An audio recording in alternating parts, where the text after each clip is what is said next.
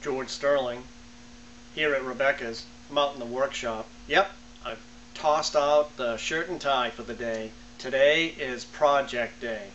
I'm going to show you how simple it is to repair and upgrade furniture in your own home. We're going to work on this upholstered chair. Somebody went through a lot of expense to reupholster this chair. It needs a little bit of refinishing. We're going to do that. We're also going to work on this table. We're going to shabby chic that. We have an antique pedestal over there which you can't see. It needs a little bit of glue, and I'll show you how easy that is too. And maybe tomorrow we'll get to do more projects.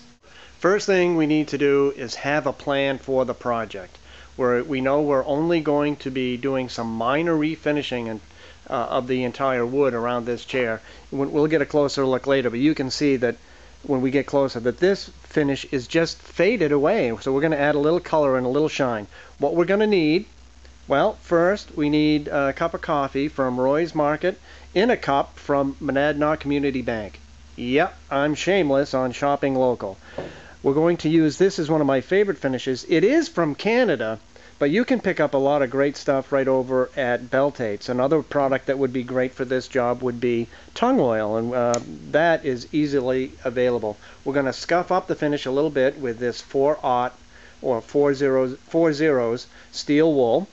We're going to sweep it off and dust it off with this chisel brush. Both of these came from Beltate's, as well as a pair of gloves. We're not going to be using or have to worry about a lot of dust. We're just going to finely buff off the top layer of this finish, so we don't have to worry too much about dust. So we won't need a mask, and we're definitely not dealing with lead paint here, so we don't have to worry about that. Alright, so as I said, we're not going to really take on much of any of this finish off. We're just going to go across it and give it a slight buffing.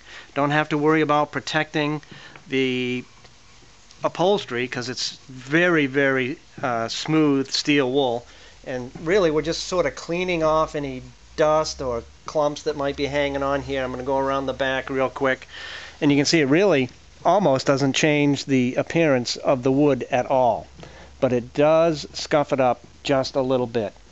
Alright, I'll be back, and I'm also going to keep track of how long this projects take so that you can be sure that you'll be comfortable doing it as well. Be right back. I'm back. I want to show you, I've done all the wood work around this trim, and I want to show you the steel wool. Hardly used it at all, and you know, really from this point you can't see that I've really done much at all. I'm going to show you the back legs. They were probably in the sun the most, and the finish has come off a lot, and that is where it's going to really improve this chair a lot when we put on the finish. But first, the next step is to sweep it off and get all the dust off. And of course, doing these two steps, you get very intimate with the piece of furniture, and you notice things. And then right in here, you can see this was this little chiseled out area has been painted with gold paint. So we want to maintain that. We don't want to cover that up any more than we have to. But in here, not painted. So we'll fill that in good with the new stain. Make sure we get all the dust out. I'm on the right side of the chair. I just swept out the left side, and there was quite a bit of dust there. Maybe you can see this. I want to make sure I get as much of that out as I can. And look at all the dust come out of there. And boy, it looks cleaner. But something else I noticed, this chiseled area is painted gold too. We want to be careful of that. I really liked this little drapery action here. Very cute. This split here, unfortunately, very little we can do about that without taking the chair apart or making a screw hole. So we're just going to leave that as it is, and improving the finish will do a lot. See all that dust there? Loretta would say, "George, you have allergies, you should be wearing a mask." But it's only just a second. Alright, I've swept it all out, dusted it off. Here's something of concern, and you're probably wondering why I haven't taped all of this area off all around the whole chair. Well, that would be a lot of work. We're going to be putting on a very thin coat. Oh, you want to shake this material. Some you don't want to. You want to be sure to read the label, but this thing wants thoroughly shaken up. It's a combination of a stain and a varnish, and it goes on very thin, but creates a lot of, really warms the wood up and creates a nice shine when it's dry. So as you can see, we've got the paper towel here. I'm going to dab it on, make a little spot, and fold it right over here so that that stays away from the upholstery, and run right down the edge. Pull it back out. I'm going to stay out of the golded paint area. Put a little bit more on.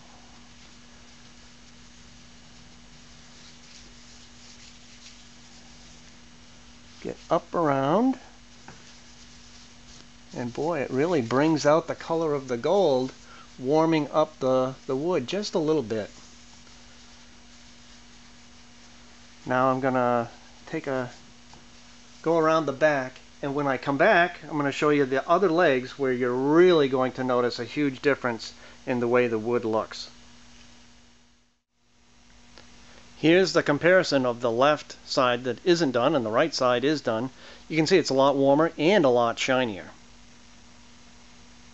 See what I mean about the back legs? I've already done this one, but we'll continue and just watch. It's like magic how the color and the quality of the finish just changes as you rub it on. And it's that simple. Wipe on. Another tip is once you've got a spot all filled and done, don't continue to work it too much.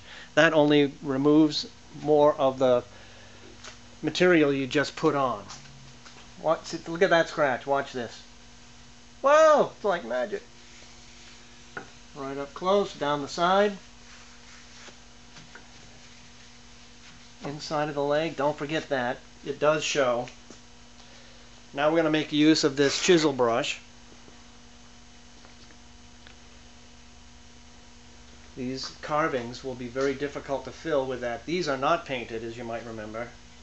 So I'm going to just carefully drip a little bit on this chisel brush and paint it in and wipe up the excess after I'm done. Around the back. Fill in the chiseled area. There's a little rim there and another rim here, and these are cute little beads at the bottom of the leg here. It's very cute. Alright. Wipe it up.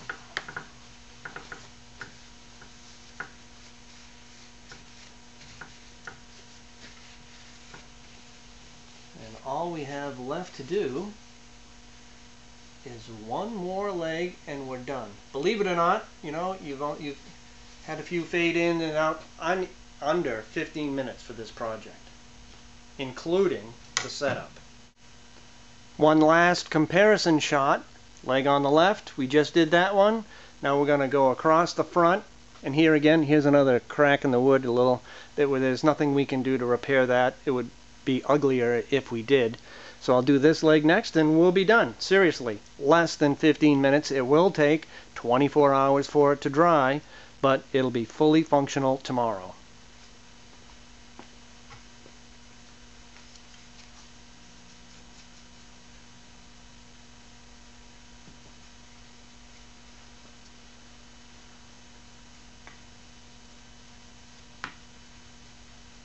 Gonna need just a little bit more.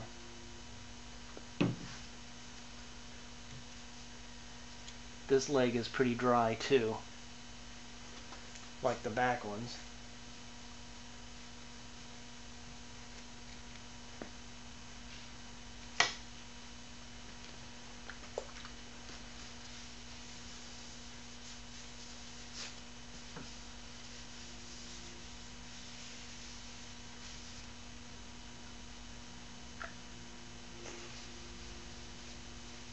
Gold paint in there, very nice.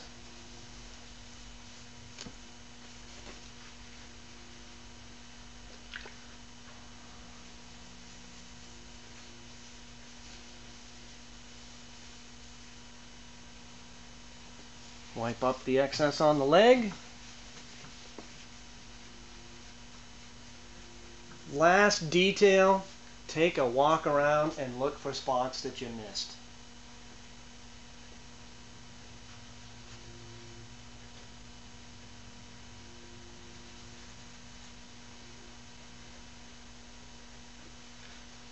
Very good. We're done.